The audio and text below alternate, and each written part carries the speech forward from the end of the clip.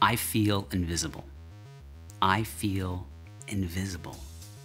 I feel invisible. These are the words of the mass murderer who recently killed several people in Santa Barbara. He said this and many other things in a series of videos he uploaded to his YouTube channel. Look, mass killings like this are inherently irrational, and by all reports, the murderer in this situation was a troubled, mentally ill young man. His thinking wasn't rational and can't be rationalized. But we still ask why. Even when violence is senseless, we seek to make some sense out of it. And I keep going back to this line. I feel invisible. Why would a person who is lonely, depressed, and feeling invisible perceive that committing an act of violence would bring him visibility, would bring him the notoriety he craved?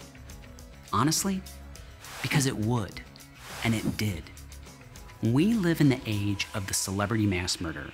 We've always sensationalized mass murder. We have always held some sort of sick cultural fascination with it. But with the increasingly ubiquitous social media, our obsession with the minds and motives of killers has escalated. In our quest to understand and somehow make sense of the people who do these things, we offer them a very sick form of celebrity. Adam Lanza, James Holmes, Jared Lautner, Eric Harris, Dylan Klebold. These are just the names of a few of our celebrity mass murderers. You know them.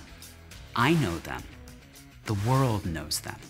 Hell, we make documentaries about them. We know them in ways we never would have if they hadn't committed these heinous acts.